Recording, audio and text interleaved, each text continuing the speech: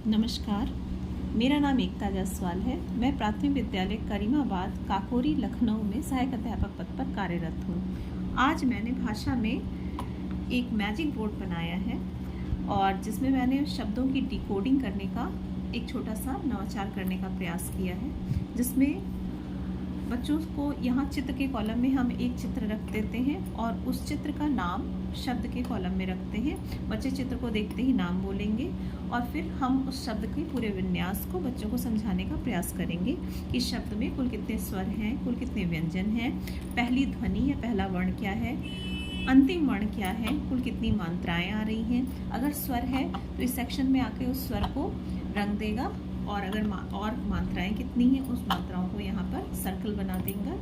व्यंजन के सेक्शन में शब्द में कुल कितने व्यंजन आ रहे हैं उस व्यंजन को वो पहचान कर इन गोलों को रंग देगा। तो इस तरीके से पूरे शब्द की संरचना को इस बोर्ड के माध्यम से बच्चों को समझाने का प्रयास किया जाएगा।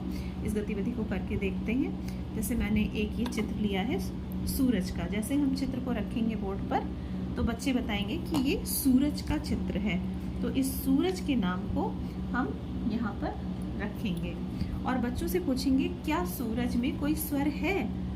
स्वर अगर नहीं है तो हम यहाँ पर उनसे कहेंगे कि आप 0 बना दीजिए। इसमें कुल कितने व्यंजन हैं, तो व्यंजन बताएंगे सा रा जा, 1 2 3। कुल कितने व्यंजन हैं, 3 व्यंजनों की संख्या लिख देंगे। इसका पहला वर्ण क्या है सूरज का, या हमें सूरज में पहली ध्वनि क्या सुनाई देती है, तो सा। तो बच्चे उस सा ध्वनि को यहाँ पर लिखकर दिखाएंगे। सूरज की अंतिम ध्वनि क्या है, सूरज, तो अब वो लिखेंगे ज। क्या सूरज में मात्राएं आप बता सकते हैं कितनी है, तो बच्चे बताएंगे सु, यानी एक मात्रा हमें बड़ा ओ की दिखाई देती है, तो मात्राओं की संख्या यहाँ पर 1 लिख देंगे। अब कोई स्वर नहीं है तो हम इसको ऐसे ही छोड़ देंगे।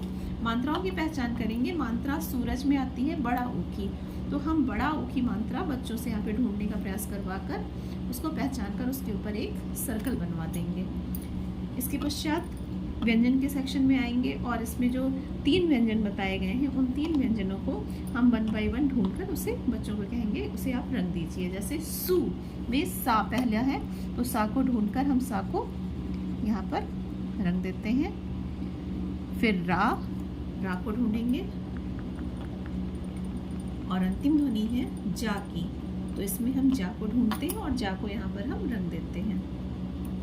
तो इस गतिविधि के माध्यम से बच्चे इसे उत्सुकता से करते भी हैं, अट्रैक्ट भी होते हैं और शब्दों के साथ और शब्दों से वर्णों के साथ वो समय बिताते हैं, तो उन्हें भाषा की अच्छी समझ होती है और शब्दों मात्राओं पर के विन्यास को पूरा समझ पाते हैं और उससे एक जुड़ाव उत्पन्न होता है। ये इरेजेबल है, इसे हम इरेज कर देंगे और फिर हम इसी गतिविधि को दूसरे चित्रों के माध्यम से बच्चों के सामने रख सकते हैं। जैसे ये तितली है तो तितली का चित्र रख सकते हैं, तितली के नाम के साथ सेम गतिविधि करा सकते हैं। अगर बच्चे बहुत छोटे हैं और अभी अमात्रिक शब्दों पर हैं तो आप अमात्रिक शब्दों के भी चित्र लेकर और उसको बच्चों के साथ उसकी ध्वनि पर कार्य आसानी से इस बोर्ड के साथ किया जा सकता है। धन्यवाद।